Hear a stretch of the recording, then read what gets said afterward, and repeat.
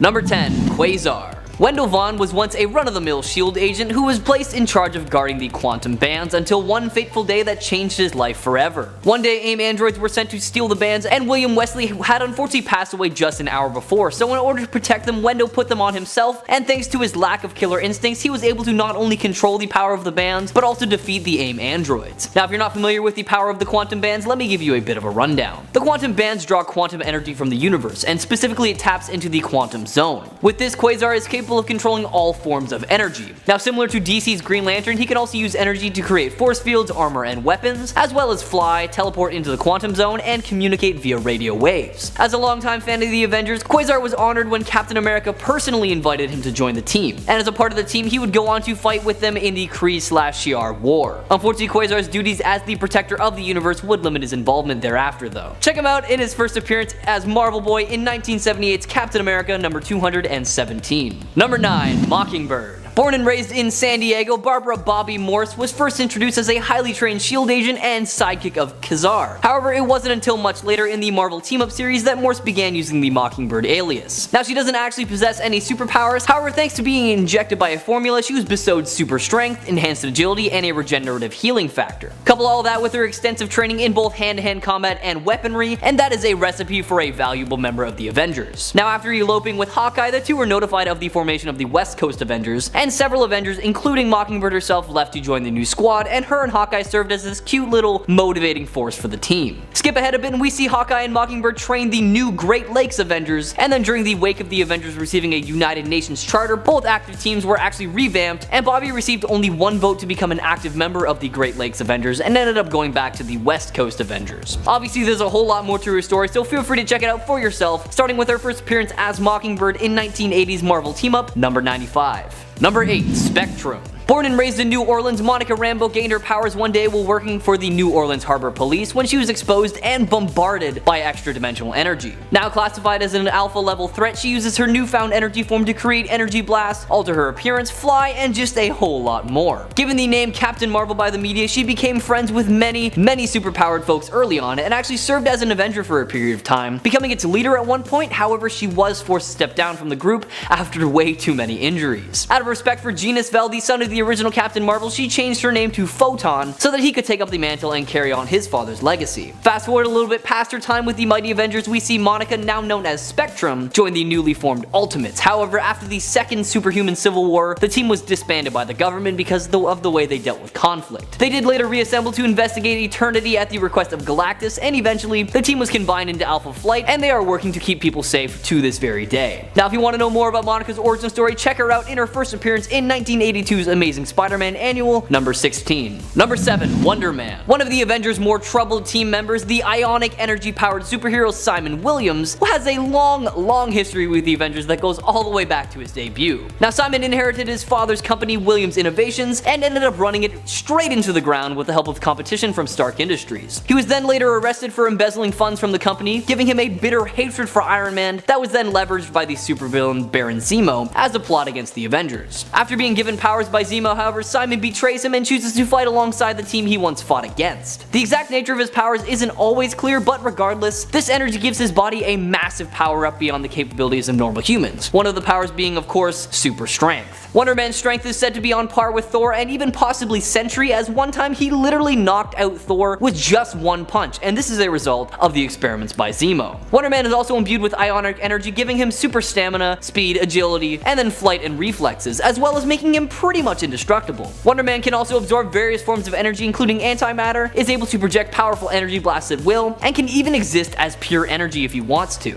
Perhaps the biggest quirk of his abilities, however, is that he doesn't actually require any food, water, or even oxygen to survive, all thanks to his vast reserves of energy. Check him out for yourself in his first appearance in 1964's Avengers number 9. Number 6. Crystal. The first Inhuman to appear on this list today, Crystal is a part of the royal family of Attilan and was subjected to the Terrigen Mist when she was very young, which gave her some pretty cool mental powers. Put simply, she's just basically the Avatar. She has control over the 4 elements, fire, water, earth, and air, which is done through psionic interactions with the substance on an atomic level. However, these 4 elements aren't where her control ends, because she also is capable of electrokinesis, magnetokinesis, thermokinesis, and cryokinesis. During her tenure with the Avengers, Avengers taking place during the Operation Galactic Storm, she developed an attraction with teammate Dane Whitman, the Black Knight. This relationship was a bit complicated as Pietro was trying to fix their marriage, and the available and aggressive Cersei pursuing Dane at the time as well. Crystal recommitted to Pietro when he returned to the Avengers, and Dane and Cersei were soon transported to another universe, ending their thoughts of an affair completely. Crystal was among the Avengers who seemingly sacrificed themselves to end the menace called Onslaught. Actually transported to a different reality created by Franklin Richards, Crystal was restored when the heroes returned. When the heroes who were believed to be dead returned to Earth, Crystal and Quicksilver were quickly reunited, and both helped the Avengers reassemble. Crystal, however, returned to Attilan where she remained beside the royal family, raising Luna. Check out her story for yourself, starting with 1965's Fantastic Four, number 45. Number 5. Miss America. Raised in a dimension outside of time and space known as the Utopian Parallel, America Chavez is one of Marvel's newer teen heroes, and she is a powerhouse to say the least. She's been a member of multiple super teams, including the Young Avengers, A-Force, the West Coast Avengers, and the Ultimates, and belongs to the younger generation of heroes who will potentially be the stars of Marvel stories in the future. Chavez gained her powers as a young girl from a magical entity that resided where she lived, and these powers are superhuman strength and speed, star portal creation which allows her to travel the multiverse, and of course, hypercosmic awareness alongside a number of other powers and abilities. When her dimension was threatened by black holes, her mothers sacrificed themselves to save it, and Chavez ran away from home to travel across dimensions. This began her journey both literally and emotionally from girl to superhero. Since her introduction, America has taken part in many huge plot points, one of the biggest being her role in Civil War II. Now, I won't spoil too much of it for you because it absolutely deserves a read, but let's just say she was smart enough to outsmart Captain Marvel and Spectrum. Appearing for the first time in 2011's Avengers number 1, wanna check her out for yourself. Number 4. Captain Universe. Tamara DeVoe, aka Captain Universe, was once a woman who suffered from some pretty bad amnesia after a car crash. Although that's not the greatest outcome, she was also imbued with the power of the Enigma Force in the aftermath, so I guess that's somewhat of a bright side. Now, what's the Enigma Force? Well, it is a mystical energy that passes through the microverse in order to protect and preserve the microverse. The wielders of this force are imbued with the Unipower, a facet of the Enigma Force that gives the wielder some pretty sweet powers. In Tamara's case, she was given the ability to manipulate matter and energy, and can also use Univision, which allows her to sense things on a subatomic level or at great distances, or she can use it to literally force someone to tell the truth. Her first mission with the Avengers was actually on Mars to stop the powerful beings Ex Nihilo, Abyss, and Aleph from terraforming the Earth in their image. When Tamara approached them, both Nihilo and Abyss recognized her as their literal goddess and the physical manifestation of the universe itself, so they immediately submitted and just agreed to her terms. However, Aleph did not and just straight up attacked her. Captain Universe easily burned the robot to ashes with a single touch, and the Avengers returned to Earth after a very easy job well done. That wasn't her only mission with the team though, but I will let you check that one out for yourself. Give her story a read starting with 2013's Avengers Volume 5, number 1. Number 3. Ares. Inspired by a Greek god of the same name, Ares was initially introduced as an antagonist to Thor. However, in 2006, Ares became more of an anti-hero, which inevitably led to him joining forces with the Avengers. Thanks to his Olympian physiology, Ares possesses superhuman strength, speed, stamina, durability, and agility, and is a true immortal, meaning that he can't die by any conventional means. Not only that, Ares has the ability to manipulate war, strife, combat, and all forms of conflict, including mental, physical, spiritual, and conceptual ones, regardless of the area and numbers involved, meaning he can control how they progress. Immediately following the superhero civil war over its legislation, Iron Man and Ms. Marvel traveled to Ares' construction site to recruit him for their new Avengers team. Agreeing that the heroes had ruined his civilian cover, Ares eventually agreed to join the team after Iron Man threatened to deport him to Olympus if he didn't register with the US government and promised a salary similar to that of his construction job. He played a pivotal role in Ultron's defeat and was also largely responsible for bringing down Norman Osborn's Dark Avengers. That victory was sadly bittersweet though because it led to his death as he was just straight up ripped completely in half. Don't worry though, like I said, he is a god, so he was resurrected not too long after. Check out his entire story for yourself, starting with his first appearance all the way back in the Golden Age in 1942's Comedy Comics number 10. Number 2. Gilgamesh. Often referred to as the Forgotten One, Gilgamesh's heroic exploits have become so legendary over the millennia that he's often referred to as heroes of myth like Hercules and of course Gilgamesh, which kind of explains his name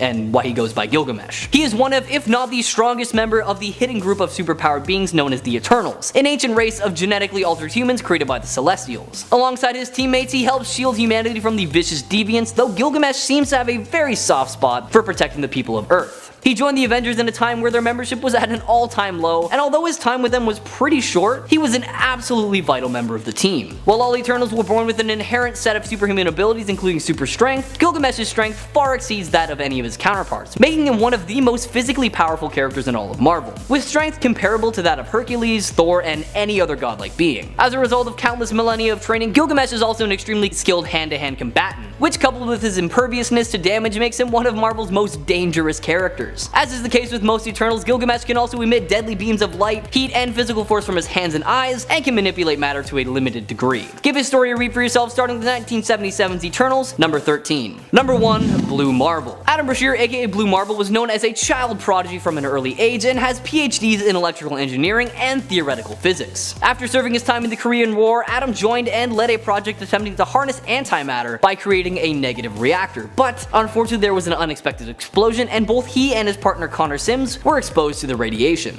Now Sims wasn't too lucky and his whole body just disassembled, but Adam was able to become a stable antimatter reactor and develop some pretty sweet powers. As Blue Marvel, he possesses super strength that rivals both the Hulk and Thor, can manipulate antimatter into energy blast, can fly, is pretty much invulnerable, and is also pretty much immortal as he ages much slower than the normal human, making him a serious force to be reckoned with. As a part of the mighty Avengers, both the 1970s and the one led by Luke Cage and the Ultimates, we have seen Blue Marvel go up against the likes of the Deathwalkers, King Hyperion, and one time he even flew straight through Shumagorath's head because why not, right? Not only that, he has been seen able to withstand the blast of a hydrogen bomb and can even go toe-to-toe with Captain Marvel and come out relatively unscathed. So yeah, he deserves the top spot today. Check him out for yourself, starting with 2009's Adam, Legend of the Blue Marvel, number 1. Number 10. Justice. Also known as Vance Astrovic, he has latent mutant telekinesis powers that were activated when he encountered his future self, Major Victory of the Guardians of the Galaxy. The Major also traveled back in time and across realities to prevent himself from ever acquiring powers, but instead just activated them early and created an alternate timeline. Man, talk about being your own worst enemy. He accidentally killed his father and went to prison, and during this time learned to respect the law, even helping the guards during an uprising. When he was released, he had a new outlook on life and named himself Justice, becoming a hero. He has been a member of the New Warriors and later the Avengers, discovering a new way to defeat Ultron and helping them defeat him. His main power is his telekinesis, although he was once a fighter in the UCWF, Unlimited Class Wrestling Federation, where he was known as Manglin' John Mahoney. Hey guys, if you like these videos and you want to see more, be sure to take a second and hit that like button. Number 9. Black Knight. Dane Whitman is actually the third character to bear the Black Knight name, and he first appeared in The Avengers number 47 in 1967. Nephew to the original Black Knight, he inherited a mystical sword that carried a curse and fought to restore honor to the Black Knight name. He uses a winged horse named Aragorn as his mount, and as an Avenger, helped the team take on Kang the Conqueror. An excellent swordsman with magic senses, he has been a member of many other teams, including the Heroes for Hire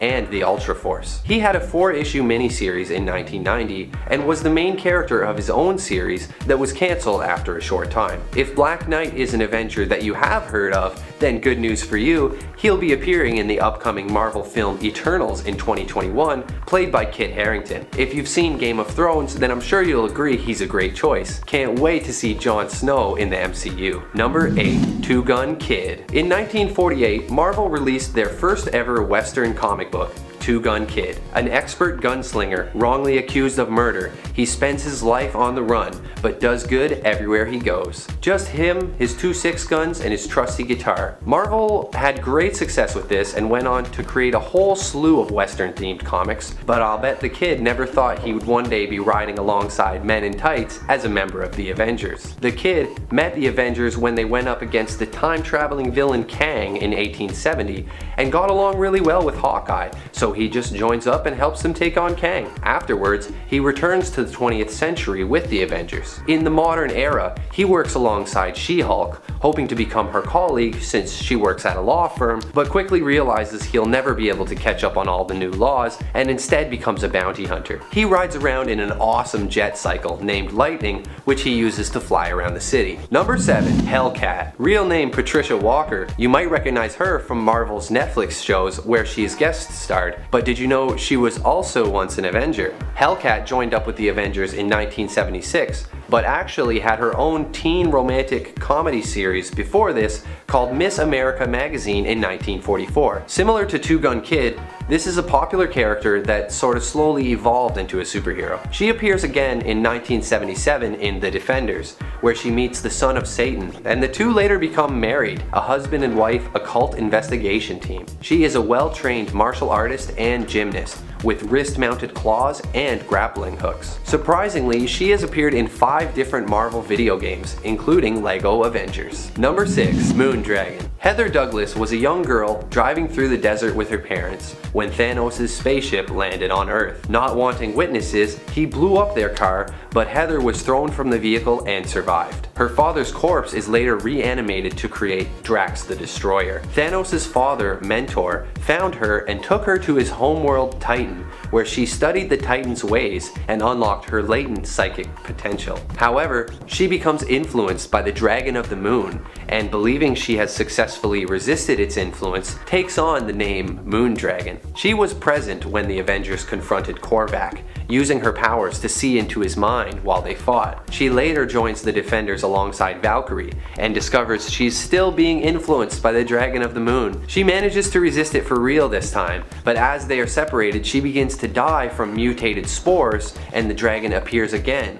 offering to save her life if she agrees to be its host. She does agree, and then, as an evil dragon, fights against the Defenders until the 4 of them sacrifice themselves to kill both her and the dragon. Number 5. Tigra. Greer Nelson was a costumed vigilante named Cat, who was enhanced by a doctor who gave her cat-like powers tied to her costume. She is later mutated into Tigra, a human-tiger hybrid created through a mystical ritual. Her feline physiology grants her a number of superhuman capabilities. In addition to the usual super strength and stuff, she has superhuman senses and a regenerative healing factor. Her teeth and claws are razor sharp and capable of cutting through bone, stone, and even some metals. She wears a cat's head amulet as a talisman for her so she can change back and forth between her feline form. She became a part of the Avengers in issue number 211 and proved herself in battle against the Molecule Man. She eventually moves to San Francisco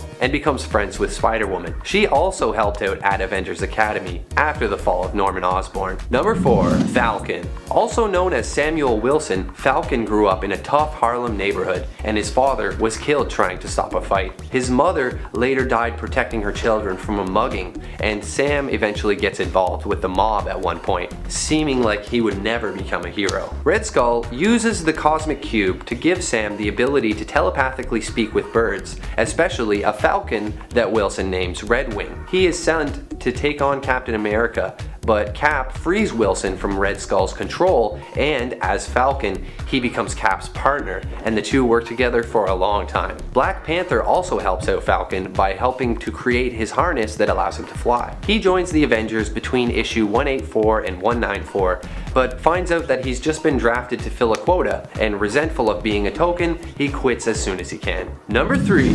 Firebird. First appearing in Incredible Hulk number 265 in 1981, Bonita Juarez was walking across the desert of New Mexico when a huge ball of fire crashed down into the sand just 10 feet from where she stood. Bathed in extraterrestrial radiation, she later discovers she received fire-based superpowers. She believed the fireball was a manifestation of the American Indian legend of the Firebird, and so makes herself a costume and decides to become a hero with the name Firebird. She helped out the West Coast Avengers in a battle against Master Pandemonium, and later was recruited onto the Avengers during a spiritual journey during which she was going by the name La Espirita. She discovers that her powers were actually from an alien child's failed experiment and not an act of God, and after a brief crisis of faith, returns to the name Firebird. Her and the Rangers worked alongside Kane in Scarlet Spider Volume 2, helping him to battle against a monster made of pure energy. Number 2. Stingray. Walter Newell was an oceanographer and engineer supervising the construction of an underwater city. He designed a unique suit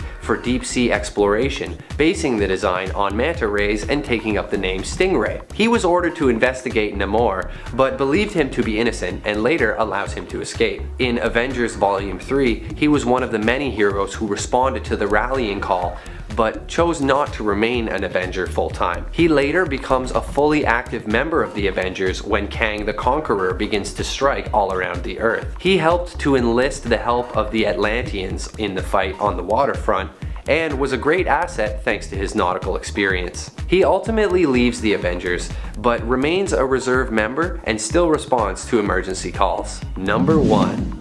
Demolition Man. Similar to Justice, D-Man was also once a wrestler in the Unlimited Class Wrestling Federation. Born Dennis Dunphy, he was raised in Detroit and idolized superheroes as a boy. A college football player, hoping to one day be drafted, he accepts an offer from the power broker, hoping he'll get the power he needs to become a professional football player. Unfortunately, he winds up too powerful to safely compete with normal athletes, so the power broker sets him up as a wrestler. After Captain America takes an interest in the power broker, Dennis allies with him. Later, he joins the Avengers informally. He designed and built his own costume, based on Wolverine and Daredevil suits, and he nearly dies in a plane crash, joins the US Army, and at one point joins Wonder Man's Revengers, dedicated to dismantling the Avengers. He even becomes bonded with a symbiote at one point, and is later turned into a vampire to save his life after he becomes mortally wounded. Kicking off the list at number 10,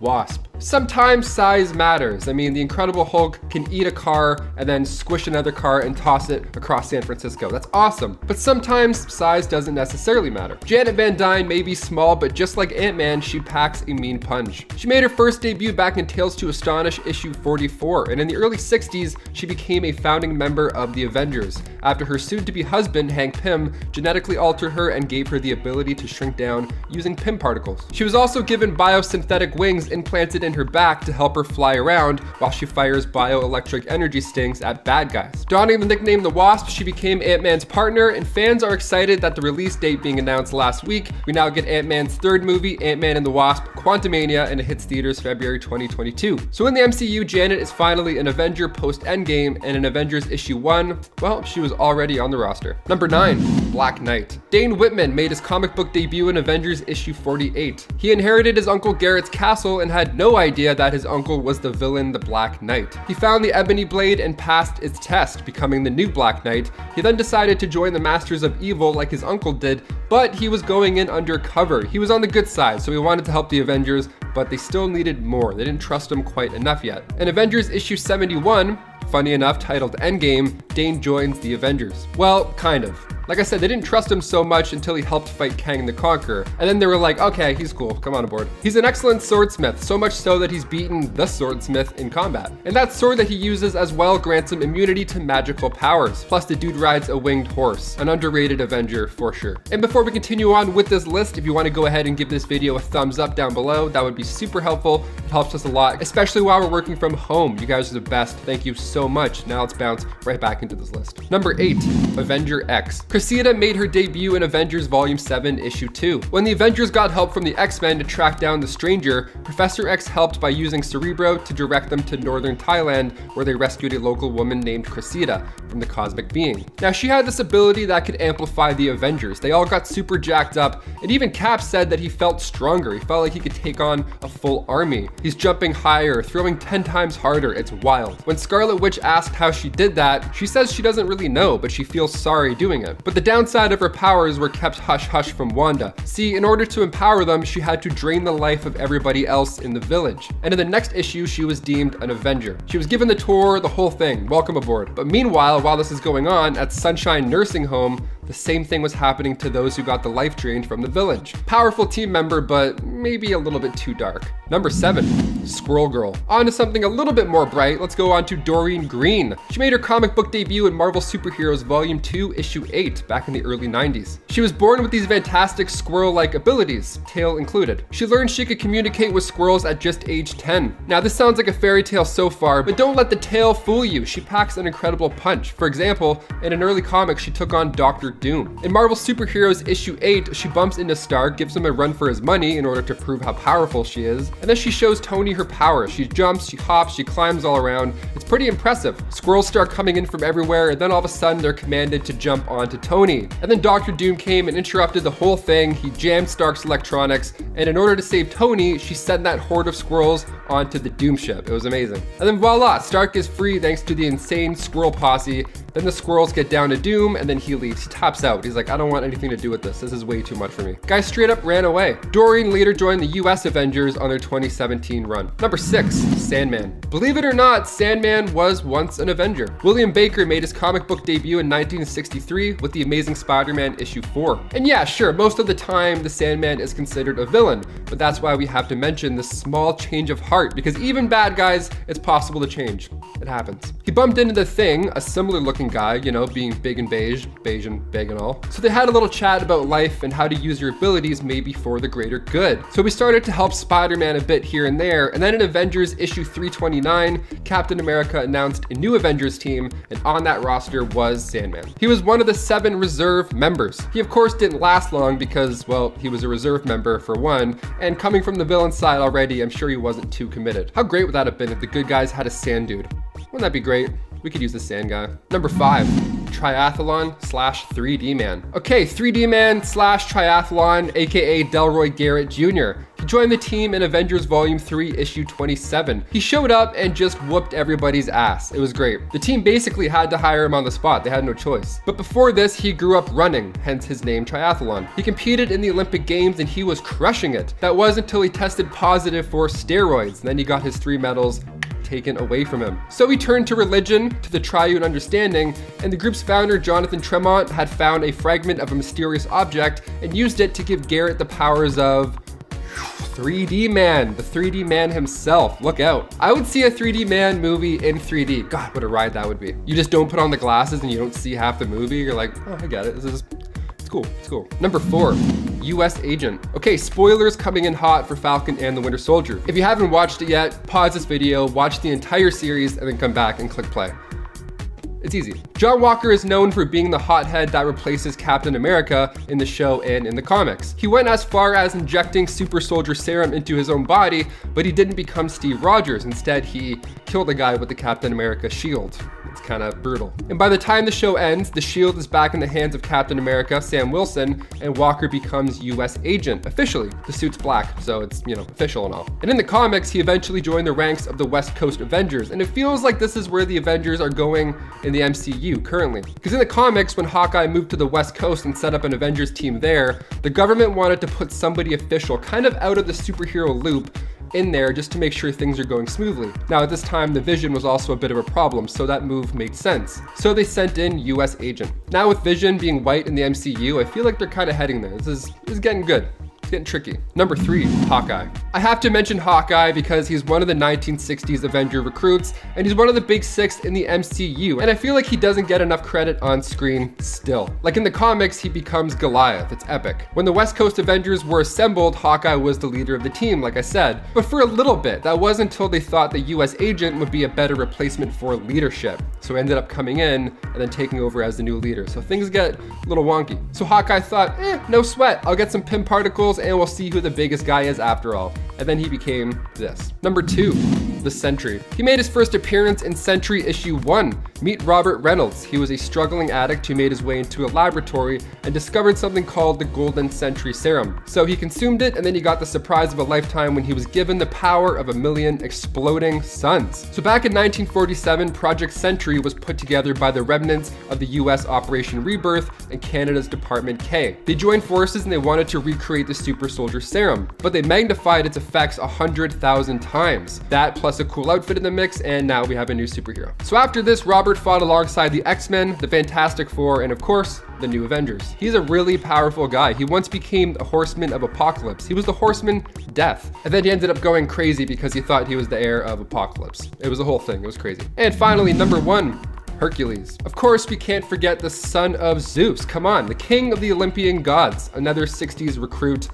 Hercules. He made his first Silver Age appearance in Journey into Mystery Annual Issue 1 in 1965, and in Avengers Issue 45, he and the rest of the team went against the Super Adaptoid. And right after the dust had settled, Hercules was standing with the team, expressing how bright the sun doth shines. Somebody even put his name on a sign. That's how you know it's official. As soon as a 19-year-old starts painting your name on it like a Katy Perry concert, bam, you made it. So with Russell Crowe reportedly cast as Zeus in the next Thor installment, we may be closer to Hercules than we think. Number 10, Mantis. A new addition to the Guardians team, Mantis went from being Ego's roommate in Guardians of the Galaxy Volume 2 to becoming an Avenger, even holding Thanos down while the rest of the team tried to take the gauntlet off. Now in the comics, Mantis had to endure quite a bit before becoming an Avenger. She made her first appearance in Avengers issue 112, The Lion God Lives. Mantis was trained as a child by alien priests, section of the Kree, who thought that she was destined to be the celestial Madonna. She was killing it in martial arts, hence the nickname Mantis. Now her real name is Brant, but Mantis sounds much more fun. No offense to all the Brants out there. Those priests enhanced her mind, giving her telepathic abilities, and on her 18th birthday, she was given the gift of a lifetime, when her mind was wiped and she was instead given false memories of her childhood as an orphan in Vietnam, to experience a normal life. Because that's part of the celestial Madonna route. Nothing builds that Madonna power more than some time in Vietnam, right? And in doing so, Mantis learned to hold it down on her own quite easily. Number 9, Dr. Druid. Anthony Ludgate entered Marvel Comics in Weird Wonder Tales issue 19. He's a bit of a smarty pants, some would say.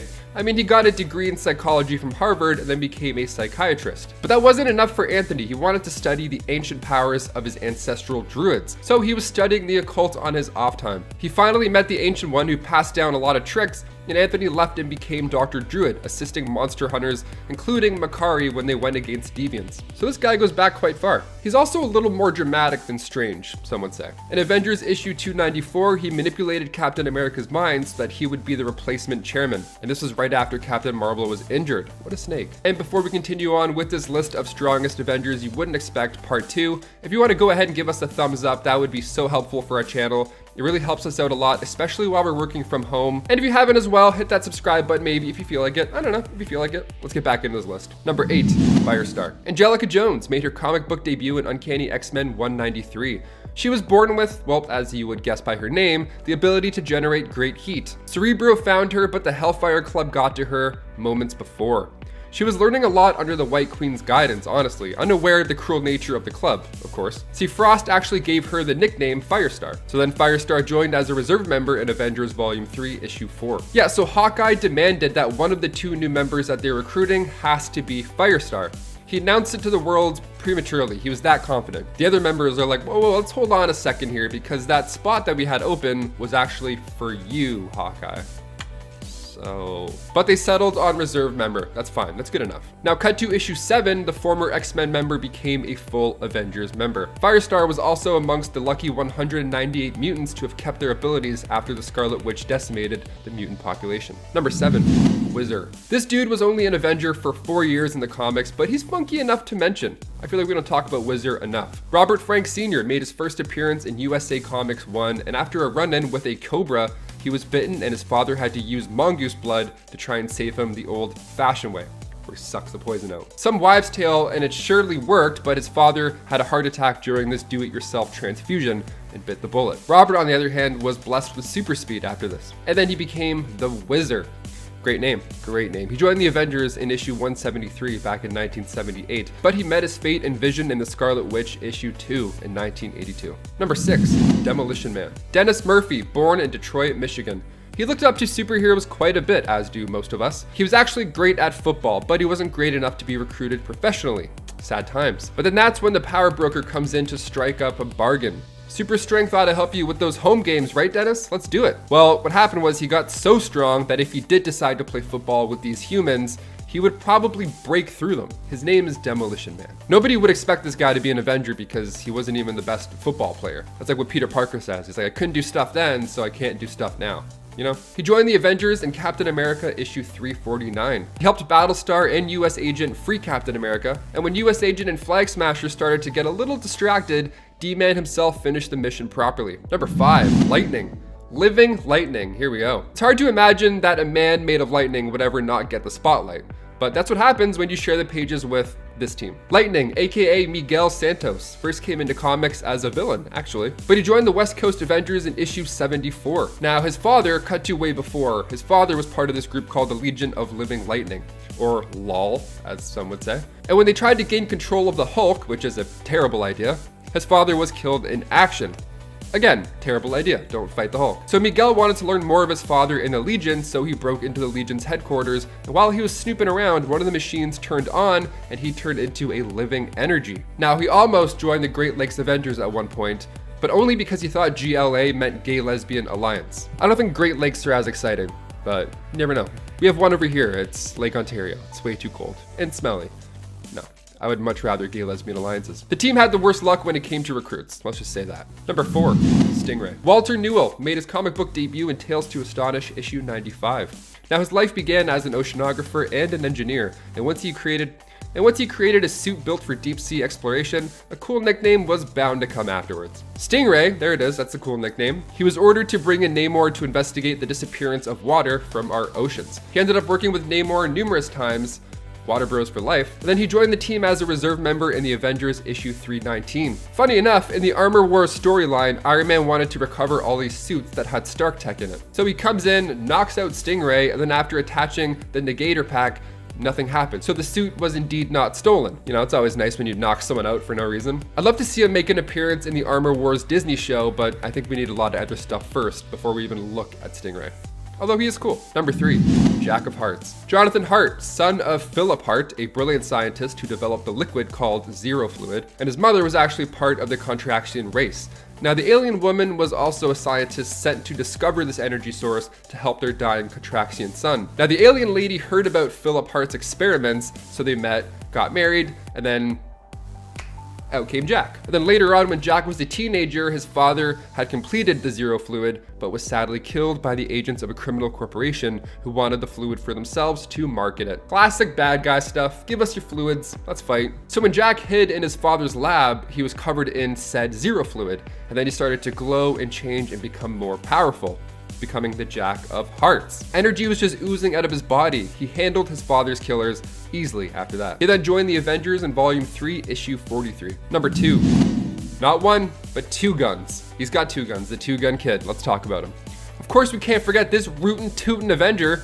Look out, gang, here he comes. Matt Hawk joined the team in Avengers 142. This guy's fun. Now, the cover alone, let's talk about this. The Avengers versus the wild Western heroes of all. Let's go. I'm gonna read this right now. He was a Harvard-educated Boston lawyer who settled in 1870s Tombstone, Texas, after the Civil War. Like the Civil War, not Civil War, like the Civil War. You get it? I don't really have to pitch what his life was pre-Avengers. I mean, there's horses, there's shooting, there's lots of nice boots. One day he saved the life of this elderly man. He was getting picked on by a rootin' tootin' gang. But this man just happened to be legendary gunslinger Ben Dancer. It's Ben Dancer. So Ben is exactly what you'd imagine in your head. I read all of his lines in Sam Elliott's voice because, well, of course I did. Look at him. So he, of course, trained Matt, and then when the Avengers fought Kang back in that era, so once the dust had settled, literally, the dust had settled, the 2-gun kid came back to the modern era with the team. And Hawkeye had a pretty good time as well. This is when he started to dig the West Coast life. He wanted to leave the Avengers because being a bow and arrow man made more sense to be out there than Manhattan.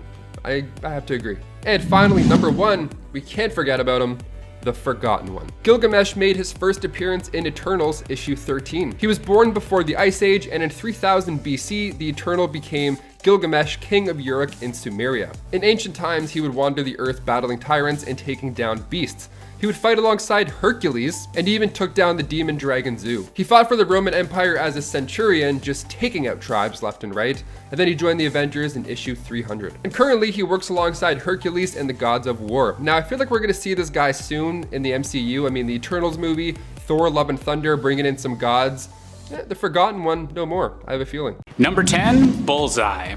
What do you do when you have a supervillain whose power is being able to hit practically any target? Well, you have him replace a superhero who can pretty much do the same. Bullseye, a mysterious assassin who we still don't even know the full name of beyond Lester Somebody, is most well known for frequently clashing with Daredevil and being under the employ of Kingpin. However, after using his sociopathic talents during the Skrull invasion and aiding the Thunderbolts, Bullseye was given the position of being a replacement Hawkeye, a position he kept threatening to lose as his murder sprees began drawing more and more attention to the villainous side of Osborn's Avengers team. Who knows, maybe we'll get a season 2 of the Disney Plus Hawkeye show and get to see an evil Hawkeye on screen after all. Number 9. Toxie. Toxie is one of the worst there is out there. She is June Covington, a post-grad who was working at NYU and became obsessed with perfecting the human genetic code. She succeeded in doing so and aimed to use her research to fix a man who she found to be perfect except for a birth defect in his arm. In issue number 1 of Osborn, we learned that the man, Edward Wynn, would however refuse her help and attempt to have her imprisoned for her extreme research methods and basically eugenics-focused science. But she'd get back at him later on. Claiming to have changed her ways, she lured him to her lab, paralyzed him, and then left him trapped there to rot. Toxie ends up joining the Dark Avengers team following Norman Osborn's escape from the raft. She becomes the new Scarlet Witch of his team and also ends up romantically involved with Norman, despite initially showing disinterest in him the first time they met when she was drumming up money to fund her research. Number 8. Ares. Tell me if you've heard this one before. The gods of one of mankind's most well-spread mythologies are actually advanced beings from their own unique pocket dimension, so powerful and advanced compared to the people of Earth that we can only qualify them as godlike. Well, this is the explanation given in the Marvel Universe for both the Greek and Norse gods, and perhaps that's why Norman Osborn was able to use them so interchangeably when searching for a replacement Thor. While the Greek god of war Ares had been on good terms with the Avengers before Osborn was placed in charge, he was one of the few superpowered beings who saw nothing wrong with the change in leadership and would go on to lead the Dark Avengers assault on Asgard. Asgard may be gone in the MCU already, but that doesn't mean I'm still not itching to see Thor and Loki take on another Pantheon's god. Bring it on, Marvel. Number 7. Aya Peak. Aya Peak is one of the alternate darker versions of Spider-Man. Overall, a pretty deadly and cool character inspired by an actual worshipped and feared deity of the Mochi civilization, which flourished in northern Peru from the 1st to 8th century CE. Pretty neat stuff. Aya Peak ended up joining Norman Osborn's Dark Avengers team that was assembled after he escaped the raft. I think he'd be a cool character to have for his overall appearance. He has like snakes for hair, fangs, and a spider-like body with multiple limbs, but he'd also just be cool to act as an anti-Spider-Man, being literally a man, or well, god really, who is part spider but is known for his more cruel and violent approach. His name is really Aya Peak the Decapitator, so yeah. Also, what's up with Dark Avengers and gods? Apparently that's a thing.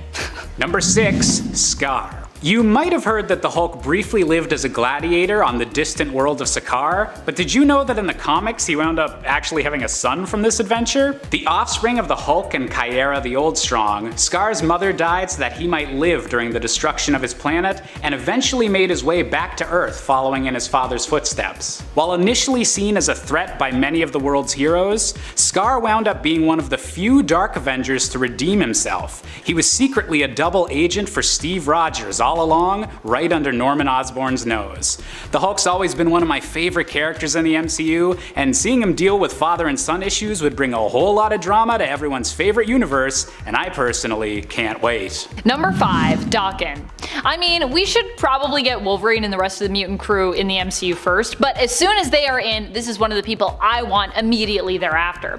Daken is the son of Wolverine, who actually currently goes by his given name of Akihiro in the comics. Daken was actually a cruel nickname that Akihiro initially just adopted as his own. Daken in Japanese basically translates to cur or mongrel in English, and was used in reference to the fact that Akihiro was mixed race. His mother was a Japanese woman, Itsu, who was murdered before she could give birth to him, and his father was Wolverine, who believed that their unborn child had also been killed along with his wife, and therefore did not know that he'd actually been stolen and survived following Itsu's death, which was pretty awkward later. Daken was raised to hate his father and would grow up to become a villain and specifically an enemy to Wolverine. Norman would recruit Daken to become his stand-in Wolverine for his Dark Avengers team, which I love. Number 4. Ragnarok.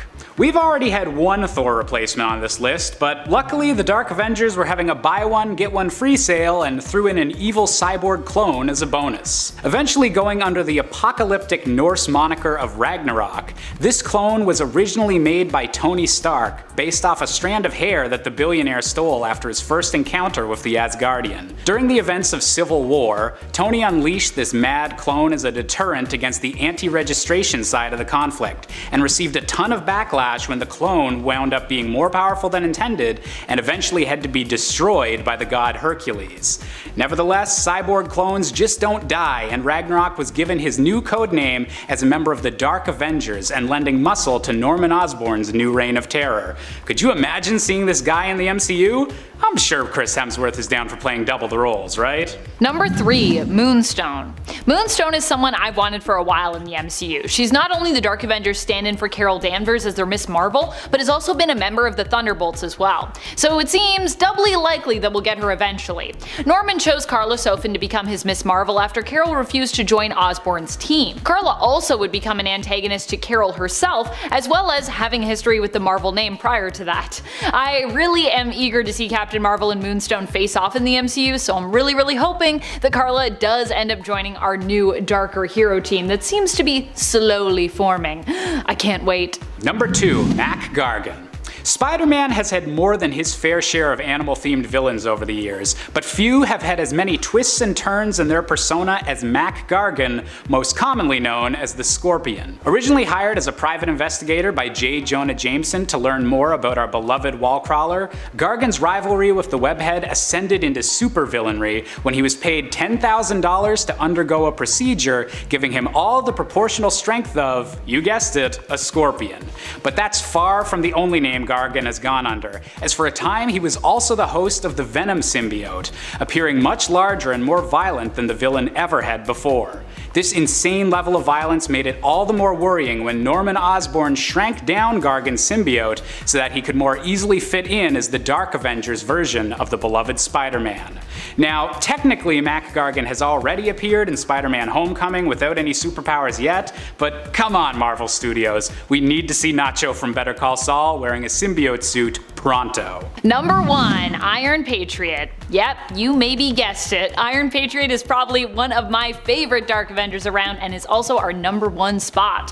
He also happens to be both the leader of the team and of Hammer, the organization behind the Dark Avengers. That's right, Iron Patriot is none other than Norman Osborn, who stands in as a version of the Avengers' Iron Man. Of course, he is much more sinister and obsessive than any version of Tony could ever be. And sadly, he also kind of ruined the Iron Patriot name. Poor Rhodey. Norman as Iron Patriot is not only a team member, but is also the one who ultimately decides who he wants on his team, recruiting other villains and turning them into alternate versions of superheroes. I also just selfishly want Norman Osborn in the MCU for Spider-Man because he's such a great villain overall for Spidey, but then again, he also has proven himself as a great villain just overall in the comics, so to see him as like a big bad would also be pretty cool. Kicking off the list at number 10, we have Hawkeye. As funny as it might sound to put Hawkeye first on a list about dangerous Avengers members, he's not to be messed with. And in the MCU, Hawkeye's had it pretty rough. He had his mind controlled in the first Avengers, he took out eyeballs for Loki, yuck. And then he comes out of retirement for like 2 hours, comes Civil War, and then he gets arrested and sent to the Raft. And then his family disappears. So we catch up with Clint 5 years after Thanos snapped his dirty fingers, and we find him in Tokyo, and he's not the same guy that we once knew at all. He's taken out criminals, this time he's doing it the hard way, and he's suited up as a different character altogether. He's back this time as Ronin.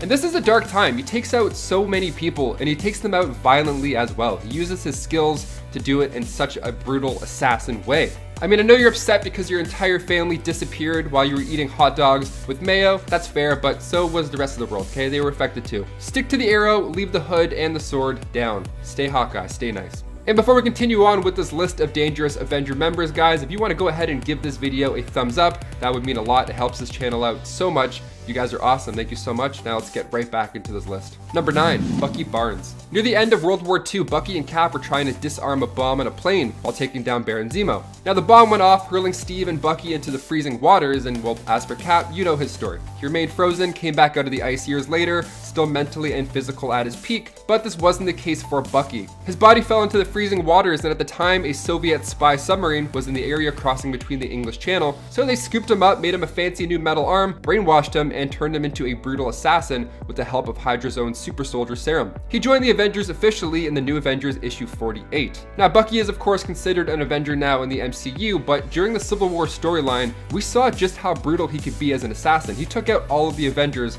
once he broke out with Zemo's help. Number 8, Sentry. He made his first appearance in Sentry issue 1. Meet Robert Reynolds. He was a struggling addict who made his way into a laboratory and discovered something called the Golden Sentry Serum. And then he got the surprise of a lifetime when he was given the power of 1 million exploding suns. Now that plus a homemade costume equals superhero. Sounds pretty good. But he's a quite dangerous superhero. I mean, of course, the whole million sun thing. Robert fought alongside the X-Men, the Fantastic Four, and then of course, the New Avengers. Things changed for Robert when Norman Osborn decided to put together a team of his own. This was the Dark Avengers where he made the switch. Sentry's a pretty powerful being as well. I mean, he was once a horseman of death, where he even considered himself as the heir to Apocalypse, so he's up there.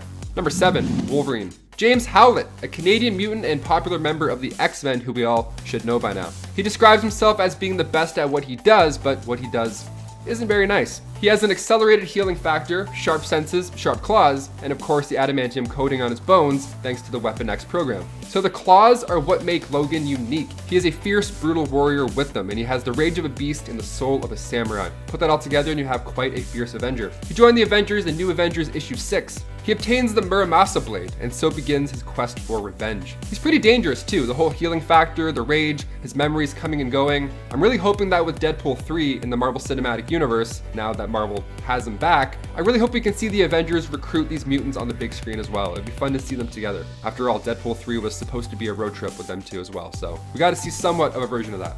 Number 6, Mockingbird. Barbara Morse made her comic book debut in Astonishing Tales issue 12. She studied at Georgia Institute of Technology, specializing in biology, and she worked with Dr. Wilma Calvin on Project Gladiator. Now the project was set to recreate the super soldier serum that created Captain America. Everybody was trying this. It worked and failed multiple times. But during this time, S.H.I.E.L.D. trained Bobby to be a spy. They also gave her the cool nickname of Agent 19. I mean, yeah, she was so good at gymnastics and flips, it would be stupid not to make her a superhero at this point. So she became Mockingbird in the 80s with Marvel Team Up issue 95. In 2011, she became a super soldier in New Avengers 13, so she finally has powers. When she was on the verge of dying, she was injected with this other version of the serum, and it saved her, thankfully. But it of course also gave her new super soldier abilities. She's skilled in hand-to-hand combat, like Kung Fu and Taekwondo, and she's known to be pretty dangerous when fighting in close quarters. Of course, being familiar in weaponry as well. She was one of the founding members of the West Coast Avengers, but she also was part of the New Avengers and the Secret Avengers as well. So she's been around for quite a bit. Fans actually got their hope up that Barbara would appear in the MCU. They actually thought Erin Kellyman was Mockingbird, but alas, she was revealed to be Flag Smasher, or leader of the Flag Smashers in the MCU. Number 5, She-Hulk. Jennifer Walters made her comic book debut in Savage She-Hulk issue 1. She's a brilliant lawyer who just happened to be the cousin of Bruce Banner. So when she was shot by Nicholas Trask, yeah, she was shot while she was defending a criminal who had been double-crossed by Trask. And she was also spreading rumors that she had enough evidence to lock away Trask, so he lashed out and shot her. So now, in order to save her life, a blood transfusion was required from none other than her family, the Hulk himself. She joined the Avengers in issue 221. Now, what makes Jen Walters stand out as a Hulk is that she's able to control her abilities, unlike Bruce. Tatiana Mason Lee is actually set to play the powerful Avenger in Disney's upcoming She-Hulk, set to release in 2022, and I can't wait to see how powerful she is on the big screen as well. Number 4, US Agent. John Walker, perhaps one of the most dangerous members to ever join the Avengers ranks. We're seeing this unfold currently in the MCU in Falcon and the Winter Soldier. So this war hero in the show was nominated to become the replacement of Steve Rogers, and this happened in the comics as well. This happened when Steve Rogers had to abandon his identity due to the Red Skull's manipulation of the Commission on Superhuman Activities. So somebody had to suit up, so the government needed this new figure, and in issue 333 of Captain America, titled The Replacement, we saw just who that was. He took on the role of Captain America briefly, but after he left, he returned again, but this time in his own version of a blacked out Captain America suit, and the shield is also less spangly. He comes back as US agent and he's put to the test. He's forced to battle an Ironmonger and he wants to take it down alone because, you know, he's cool. The shield seems to work out for him pretty well, and in the comics, it was actually Taskmaster who trained him how to properly use that shield, who we have yet to see in the MCU because Black Widow is still delayed. Now yes, eventually he did join the Avengers. In West Coast Avengers issue 45, the government wanted an official in there to make sure all was running smoothly, so they sent in John Walker. I feel like the finale for Falcon and the Winter Soldier is going to be the introduction of the Thunderbolts, and I really hope US Agent joins a version of the Dark Avengers, because he's an amazing actor. I'm not quite done with him yet. Number 3, Quicksilver. The twin brother of Wanda Maximoff. I figured it was a great time to mention this speedy Avenger. Pietro Maximoff is the twin brother of Wanda, and in Avengers West Coast issue 57, he joined the team. Now, Pietro had been trouble for the team for a while now. I mean, he convinced Wanda to do what she did in the House of M storyline. He's framed the Avengers for treason at one point, and he was fully okay with exposing his daughter Luna to Terrigen. He's kind of the worst. That's actually how Luna got her abilities, but still, bad parenting 101. In West Coast Avengers issue 33, Magneto's bloodline got the best of him, and he got fellow Avengers captured by the communist gang. Even in the MCU, Quicksilver was first introduced as a villain. He and Wanda were actually both Team Hydra in the start. Now his super speed is not to be toyed with, he's quite powerful. In Marvel Zombies, Quicksilver gets tricked by Mystique, he gets bit, and then with his incredible speed powers, he's able to turn everybody into zombies all around the world within minutes. The situation went from bad to unstoppable thanks to Quicksilver. Number 2, Scarlet Witch. She's a daughter of Magneto and the twin brother of Quicksilver, who I just mentioned, so now's a pretty good time to mention her as well. She was on her father's Brotherhood of Evil Mutants, but most of us would consider Wanda one of the strongest Avengers. She's one of the biggest Marvel characters ever, and during those events of M-Day, she spoke 3 words: no more mutants. And just like that, a mass amount of mutants were depowered, or worse.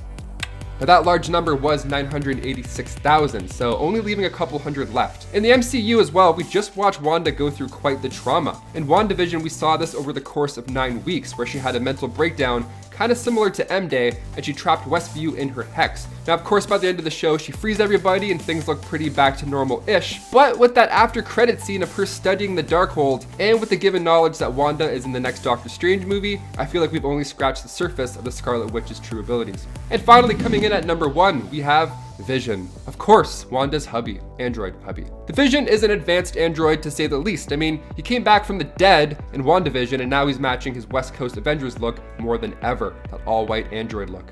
He was first introduced in Avengers issue 57, created by Ultron using parts of the original Human Torch and the mind of Wonder Man.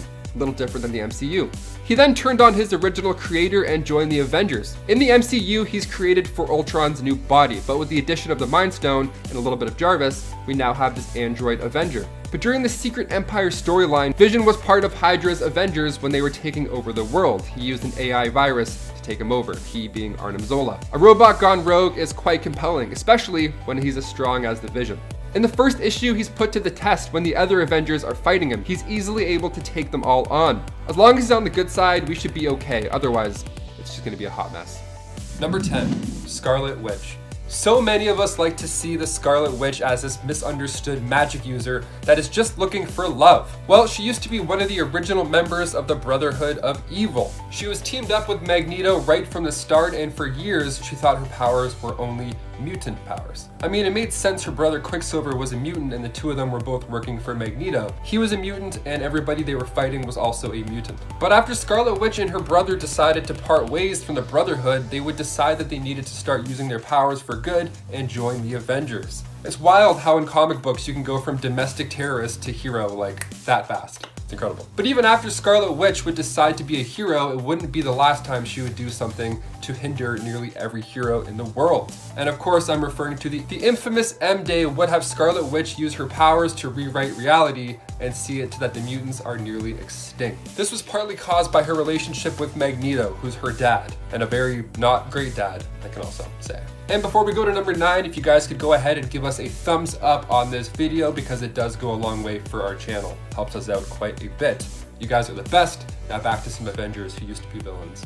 Number 9, Wonder Man. It's hard to know in the Marvel Universe when you're being tricked because everyone has got a plan up their sleeve, even the good guys. But if you're working with a tactical Baron von Zemo, then you better believe that he's doing something dirty behind the scenes. See, Wonder Man used to just be a regular working class man. Actually, his story is nearly identical to that of the Vulture in the MCU. He's a working man. Stark puts him out of the business, and then he has to do whatever he can to try and make ends meet. So eventually he's given the option to use advanced tech to get back at the people who wronged him, and he loves the idea of that. I mean, I'm kind of on board with that too. Let's do it. That opportunity would come back when Baron von Zemo would approach him with a proposition. He would give Wonder Man, who was then just Simon Williams, the power of ionic energy so he could have the power to crush Iron Man. But partway through, his anger faded and he decided that taking on Iron Man wasn't the answer after all. So the two of them turned on Baron von Zemo. But here's the catch. The Baron isn't going to get caught with his pants down. He had Poison Williams, who would soon die after. So his hero life was short-lived because once you die in comics, you are dead forever.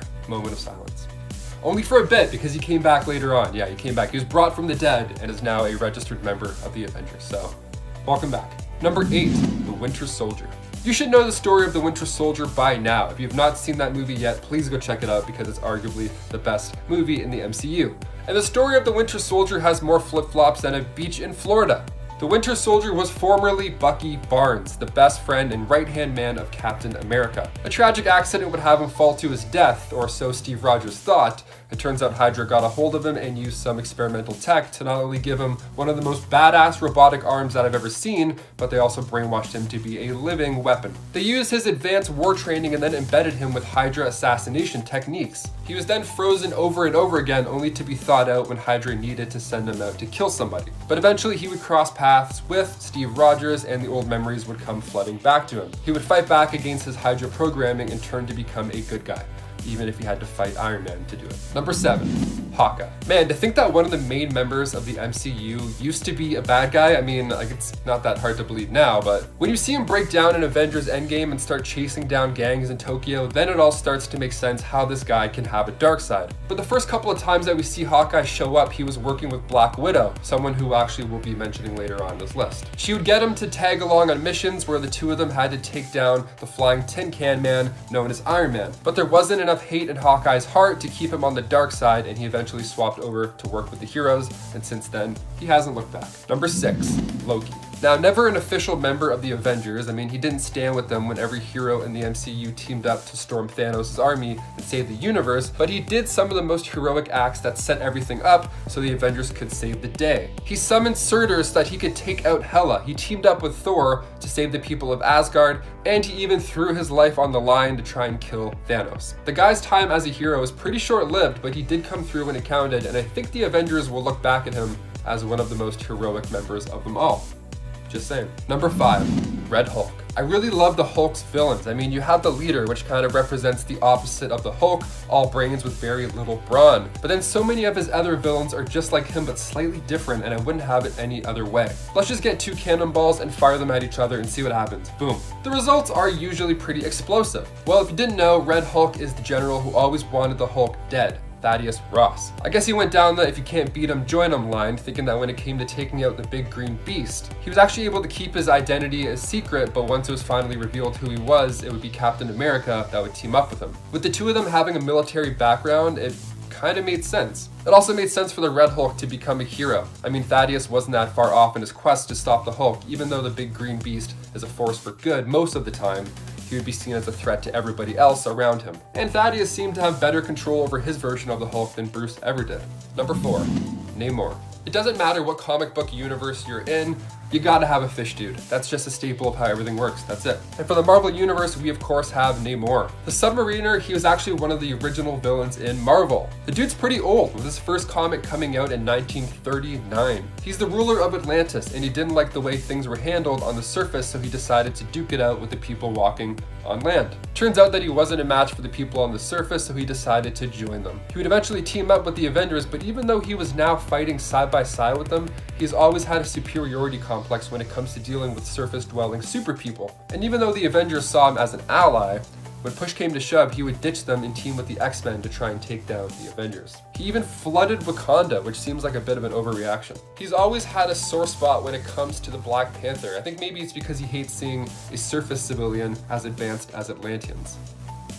Could be. Number 3, Vision. Even though the MCU will have you thinking that Vision was made by the Avengers to take out Ultron, it was really the other way around. Hank Pym's least favorite kid would make the android as a tool to take out the Avengers. I guess he didn't feel like getting his hands dirty that day.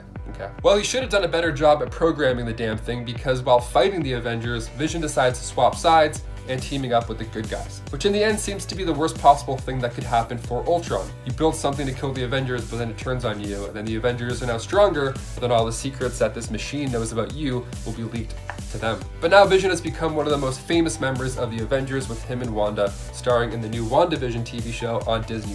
And don't worry if you haven't gotten around to watching that yet. I'm not going to ruin anything for you, but you definitely should go and watch it right now. We're only 3 episodes in, so you got time to catch up before it ends. Plenty of time. Number 2, Black Widow. I mean, her name is Black Widow, so I mean, that's not usually how heroes are named unless they're an anti-hero, like the Punisher, you know? It should be no surprise that she's super sneaky, and she actually used to be one of Iron Man's greatest villains. The Black Widow started out as an agent sent over from Russia to bring down one of the founding members of the Avengers. It's kind of weird to think that in Marvel universes that would be developed down the line, she would be one of the founding members. It's awesome. But the villain was just so popular that nobody wanted to see her go. And after the Cold War ended, the story of a Russian agent that was sent over to dismantle a part of America that everybody loved just wasn't as compelling as it once was. And number 1, Doctor Doom. Now I know this is only for a limited time, but it's still so wild that it deserves a spot on this list, a very high spot on this list. We're talking about the same Doctor Doom that once was ruling Battleworld, the same Doctor Doom that stole Odin's powers, the same guy. He's one of the biggest, baddest villains that gives Thanos a run for his money with the amount of schemes that he's pulled. Well, there was a time when Victor Von Doom suffered a pretty serious blow to the head, an injury that would take out most people, but we're not talking about most people, are we? Valeria came through to fix up Doom's brain, and not long after that, he was working with the good guys. Right around this time, Tony was in a deep coma, so someone needs to step in the role of Iron Man. And who better than Doctor Doom himself? Having Doom become Iron Man for that brief moment was one of the coolest moments ever, hands down. Number 10, Deadpool. If you talk to Wade, he'd consider himself a member, or at the very least former member, of the X-Men. He'd be wrong, but that's how he would likely see it, so for that I'm gonna count him. And there was a time, however, when he did at least appear to hold a probationary status with them, when Cyclops thought it might be better to keep a closer eye on Wilson, who wanted to join up at the time, rather than let him besmirch the name of mutants everywhere with his unchecked actions. That of course didn't last very long, but he has also been a member of the mutant team X-Force. When it comes to joining the Avengers, he's been on a few different Avengers teams. One of his most recent appearances was when he joined Carol Danvers' Captain Marvel's War Avengers in War of the Realms. He's also been a member of Steve Rogers' Captain America's all-new, all-different Avengers, and I don't really know how much more Avengery it gets than serving under Captain America. Avengery, is that a word? It's not, but it is now. Number 9, Kid Omega. Some people don't like to count the West Coast Avengers, but I certainly do. They're just so fun. Of course, one of the recruits on this team is none other than fan favorite Kid Omega, aka Quentin Quire, the character who has a habit of dying repeatedly on Krakoa currently as part of the Dawn of X line. Kid Omega joined up with Kate Bishop's West Coast Avengers at the beginning of Kelly Thompson's run in 2018. This run, by the way, is just wacky and delightful, and if you have yet to check it out yet, I highly recommend it. Number 8, Cannonball. Cannonball was recruited to the Avengers after the events of Avengers vs. X-Men. Captain America felt during those events the Avengers had in a way let their mutant friends down and could have done more to help them. In an attempt to move past this former conflict and foster more community and trust between the two superhero groups, he recruited Cannonball along with Sunspot to join the Avengers. I always feel like Sunspot makes more of a splash, so I thought it might be nice to also acknowledge Sam's appearance here as a character and often underrated mutant hero. Sam has not only worked alongside the X-Men team, but is also one of the founding members of the New Mutants team as well. Ka-ching! Number 7, X-23. While Laura Kinney may not have been part of the main Avengers team, she was part of the Avengers Academy. She joined up after the events of Fear itself, and during her time there bested Tigra in a sparring match, proving even more so that X-23 would make a deadly addition to the Avengers team someday, should they ever want to recruit her on a more permanent level. X-23, currently known as Wolverine, is a genetic female clone of Logan, created using his genetic material and that of her own creator and birth mother, Sarah Kinney. Laura was raised to be a killing machine, a skillful trained assassin, but ended up escaping the facility and company who raised and used her. Since finding Logan, her genetic father in a way, and the X-Men, she has served on multiple different heroic mutant teams. Number 6, Havoc. Havoc was one of the members of the Uncanny Avengers, composed of a weird mishmash of characters, mutants and non-mutants alike, who initially united to take down the superpowered Red Skull, now armed with the mind of Charles Xavier. Havoc joined the team in the first issue of the series, despite being a conflicting character when it came to his usually unstable alignment. Havoc has been on both sides of the spectrum, being a hero at times and a villain at others, and sometimes he just gets lost in between the two labels, like he appears to be currently in the comics, on the brink of almost losing his sanity. Poor Havoc. Honestly, so much terrible things have happened to Alex, and I just feel really bad for him. His time starting out with the X-Men was also initially pretty traumatic during the time he spent avoiding joining Xavier's school or team. However, eventually he did end up acquiescing and joining them, happy there for a time before Madeline Pryor came around and, well, corrupted him. Number 5. Magneto. For those who think Magneto is just an evil mutant who is more an enemy to the X-Men, he has also spent quite a bit of time working alongside them as well. Most notably, Magneto was actually a leader of the New Mutants team while working alongside the X-Men. Despite the fact that he and Charles haven't always seen eye to eye, even Professor X knows that Eric can be a powerful ally. So, how did he make his way onto the Avengers? Well, this of course happened during the Axis event. After many major heroes had their alignments inverted, Magneto was one of the superpowered now heroes to be recruited into that temporary, technically non-official Avengers team. Number 4. Rogue.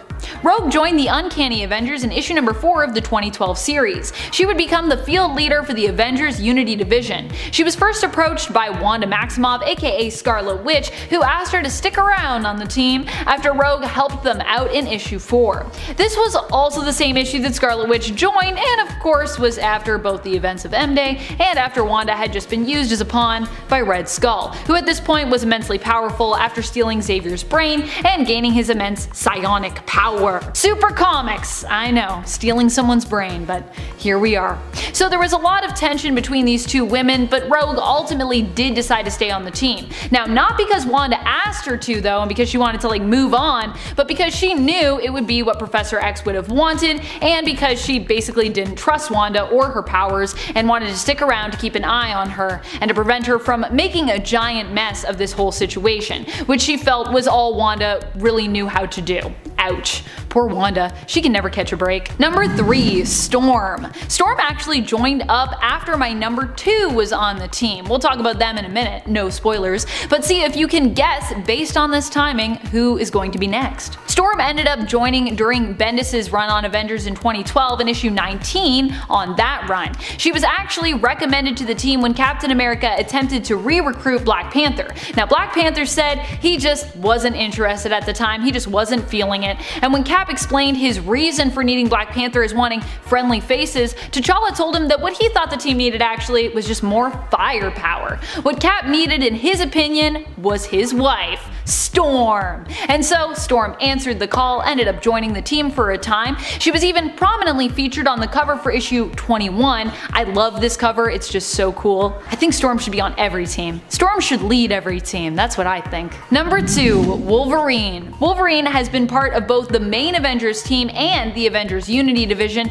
being as popular as a member of the X-Men as he is. I'm actually surprised it took Marvel as long as it did to include him on the team after the Avengers became this sort of ever-expanding team that just had so many branches and card-carrying former members as well as rotating members and honorary members. It just has become There's a lot of Avengers. Wolverine was invited to officially join the Avengers in the 2005 New Avengers series in issue number 6, after Cap and Iron Man had a brief discussion about whether or not Wolverine would be a suitable pick for the team. Steve was concerned that Wolverine was a murderer and therefore not suited, but Tony insisted, saying that he was their missing ingredient, the thing that their new team needed. And also he was like, he's not a murderer, he's a samurai. Or maybe a murderer and a samurai. I think you can be both. I don't know, can you be both? Is that dishonorable? Apologies to any samurai watching this. Number 1. Beast. We've seen Beast featured on the Secret Avengers team, but like me, you may have forgotten that he is essentially a core member of the Avengers, first becoming a probationary member in the Avengers Volume 1 in issue 137,